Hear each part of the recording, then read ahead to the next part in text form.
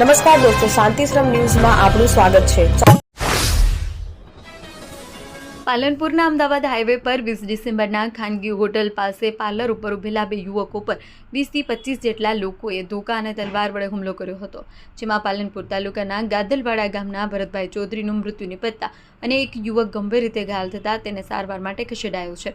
જોકે આ મામલાને લઈ પાલનપુર પશ્ચિમ પોલીસ મથકે આરોપી ભાર્ગવ ઉર્ફે લાલો મંડોરા અને અન્ય 24 લોકો સામે ફરિયાદ નોંધાઈ હતી, જેને લઈ પોલીસે મુખ્ય આરોપી સહિત 6 શખ્સોની અટકાયત કરી છે અને અન્ય આરોપીની શોધખોળ હાથ ધરી છે।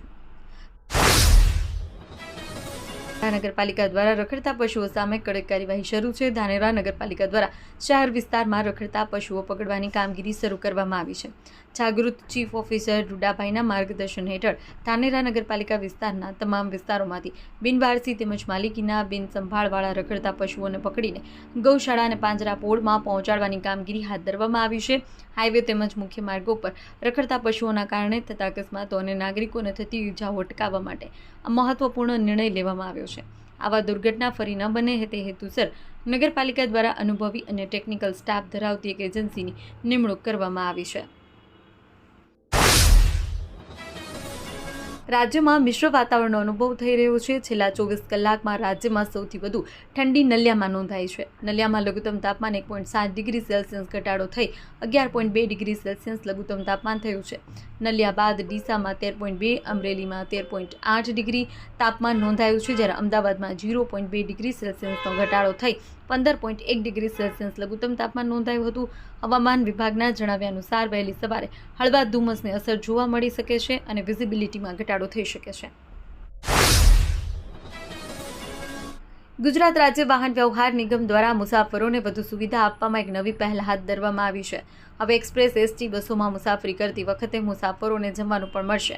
વિમાન અને રેલવેની જેમ હવે બસમાં બેઠા બેઠા પેકેટ ફૂડ મેળવવાની સુવિધા શરૂ થઈ રહી છે। ફૂડ ઓન બસ નામની આ સેવા પ્રાયોગિક ધોરણે અમદાવાદથી શરૂ કરવામાં આવશે। Simco Sunlight paints, Simco Sunlight paints કવિન સાફ્ટર મશીનથી કલર બનાવનાર નવીન ઘરને સુશોભિત કરવા એકવાર અવશ્ય મુલાકાત લો। Simco Sunlight paints, Simco Sunlight paints. જૂનાગઢના પવિત્ર ગિરનારની તળેટીમાં આગામી ફેબ્રુઆરી માસમાં યોજાનાર મિની કુંભ ગણાતા મહાશિવરાત્રી મેળાને લઈ વહીવટીતંત્ર દ્વારા અત્યારથી જ તૈયારીઓનો ધમધમાટ શરૂ કરી દેવામાં આવ્યો છે। રાજ્ય સરકારની સૂચના અને જૂનાગઢ કલેક્ટરના માર્ગદર્શન હેઠળ જૂનાગઢ મહાનગરપાલિકા, પોલીસ તંત્ર, વહીવટીતંત્રની સંયુક્ત ટીમ દ્વારા ભવનાથ ક્ષેત્રમાં મેળાના સ્થળની મુલાકાત લઈ સર્વેની કામગીરી હાથ ધરવામાં આવી છે। કાંકરેજ તાલુકાના Shihori Thara Radhanpur national highway authority સામે કાંકરેજ ધારાસભ્યના ધરણા। ભલગામ ટોલ પ્લાઝા પર રોડ નહીં તો ટોલ નહીંના સૂત્ર સાથે ઉગ્ર વિરોધ કર્યો। કાંકરેજ તાલુકાના મુખ્ય માર્ગ પર પડેલા ખાડા અને બંધ સ્ટ્રીટ લાઇટ અંગે વારંવાર રજૂઆત છતાં કોઈ કાર્યવાહી નહીં થતાં આખરે ધરણા કરવા પડ્યા।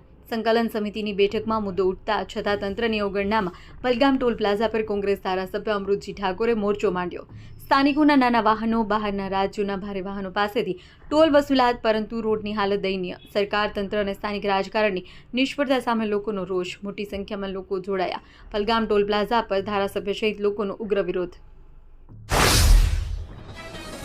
ટેટકો અને પીજીવીસીએલની ભરતીમાં થયેલ કૌભાંડની તપાસ કરવાની રાજકોટ આવેલા વિદ્યાર્થી નેતા યુવરાજસિંહ જાડેજાએ માંગણી કરી, જેમાં જામનગરમાં એપ્રેન્ટિસ લાઇનમેનની 120 જગ્યા પર ભરતીમાં 35 ખોટા ઉમેદવાર હતા, જે બદલી નવા લેવાયા છે। આ ઉપરાંત ગોંડલ, જૂનાગઢ અને કચ્છમાં કૌભાંડ થયું, પરંતુ તપાસ નથી થઈ। સાથે જેટકો પ્લાન્ટના એટેન્ડન્સની 157 પોસ્ટનું સેટઅપ ન હોવા છતાં ભરતી કરવામાં આવી, જે બાદ વિરોધ થતાં ભરતી રદ કરવામાં આવી।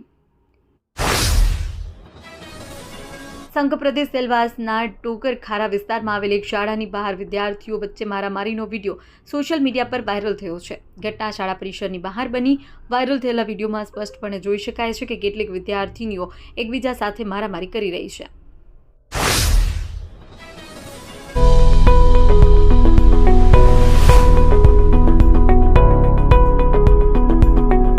આપ આવો આજે દિયોદરમાં બનાસ ડેરી સંચાલિત ઉમંગ મોલમાં, જ્યાં આપને મળશે બનાસ ઘી, બનાસની ચા, નવરસ તેલ સહિતની જીવન જરૂરિયાત તેમજ કરિયાણું તથા કોસ્મેટિક ચીજ વસ્તુઓ તેમજ પશુહાર સામગ્રી મળશે। વ્યાજબી દરે આજે સંપર્ક કરો ઉમંગ મોલ, ખીમાળા બાબર હાઈવે, તિરુપતિ સોસાયટીની સામે બ્રિજના છેડે. આજે સંપર્ક કરો 94 276 45 123. ભરૂચ જિલ્લામાં આમ આદમી પાર્ટી દ્વારા પોલીસની કામગીરી અને ગુલામ દારૂ વહેંચાણ મુદ્દે ગંભીર આક્ષેપો કરવામાં આવ્યા છે. ભોગાવ સર્કિટ ખાતે યોજાયેલી પત્રકાર પરિષદમાં જિલ્લા પ્રમુખ પિયુષ પટેલે જણાવ્યું કે દારૂબંધી હોવા છતાં ગેરકાયદેસર ધંધા સામે કડક કાર્યવાહી થતી નથી. પિયુષ પટેલે આરોપ લગાવ્યા કે કેટલાક પોલીસ અધિકારીઓ રાજકીય દબાણ હેઠળ કામ કરી રહ્યા છે. આના કારણે ગેરકાયદેસર પ્રવૃત્તિ પર અંકુશ આવતો નથી અને કાયદાનું યોગ્ય પાલન થતું નથી. વિસનગરમાં પાર્કિંગની નજીવી બાબતે થયેલી જૂની અદાવતમાં એક વેપારી અને તેના પુત્ર પર લાકડાના ધોકા હોકી સ્ટિક વડે હુમલો કરવામાં આવ્યો. હુમલામાં પિતા પુત્રને ઈજા થતાં તેમને સારવાર માટે હોસ્પિટલ ખસેડવામાં આવ્યા. પોલીસે આ મામલે ગુનો નોંધી તપાસ હાથ ધરી છે. પાટણ નગરપાલિકે શહેરના મેન બજાર અને બગવાડા દરવાજા વિસ્તારમાં ટ્રાફિક સમસ્યા નિવારવા દબાણ હટાવવાની ઝુંબેશ હાથ ધરી. કાર્યવાહી દરમિયાન ટ્રાફિકને અડચણરૂપ લારીઓ અને વજનકાંટા જપ્ત કરી દંડ વસૂલવામાં આવ્યો. લાંબા સમયથી પાટણ શહેરમાં વ્યસન મેન બજાર અને બગવાડા દરવાજા વિસ્તારમાં લારીઓના દબાણને કારણે ટ્રાફિકની સમસ્યા સર્જાતી હતી. નગરપાલિકાએ અગાઉ લારી ચાલકોને પોતાની લારીઓ નિર્ધારિત પાટાની અંદર રાખી રસ્તો ખુલ્લો કરવા સૂચના આપી છે.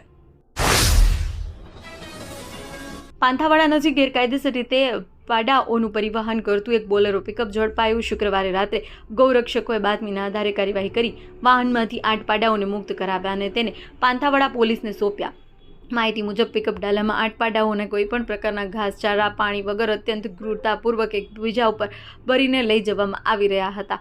આ વાહન જાતથી કાચા નેલીએ માર્ગ પરથી પાંસવાડા થઈ રાજસ્થાન રેવદર તરફ જઈ રહ્યું હતું. વડનગરના સ્પોર્ટ્સ ગ્રાઉન્ડ ખાતે ઉત્તર ઝોન હોમગાર્ડ્સ રમતોત્સવ 2025નો ભવ્ય સમાપન સમારોહ યોજાયો છે. Subodh Mankar, SP coastal security ગાંધીનગરની વિશેષ ઉપસ્થિતિમાં ઉત્સાહભેર યોજાયો હતો. ઉત્તર ઝોન હોમગાર્ડ્સ રમતોત્સવ કેમ્પ કમાન્ડન્ટ હિંમતસિંહ રાઠોડના માર્ગદર્શન હેઠળ તારીખ 24 અને 25 ડિસેમ્બરના રોજ યોજાયેલા આ રમતોત્સવમાં ઉત્તર ઝોનના વિવિધ જિલ્લાઓમાંથી મોટી સંખ્યામાં હોમગાર્ડ જવાનોએ ભાગ લઈ દોડ, લાંબી કૂદ, વોલીબોલ, કબડ્ડી, ગોળાફેંક સહિતની વિવિધ રમતો યોજાઈ હતી. દરેક રમતમાં ખેલાડીઓએ શિસ્ત, ટીમવર્ક અને રમતિયાળ ભાવનાનું ઉત્તમ પ્રદર્શન કર્યું હતું. વિજેતાયેલા ખેલાડીઓએ ટીમોને શિલ્ડ તથા મોમેન્ટો આપી સન્માનિત કરવામાં આવ્યા.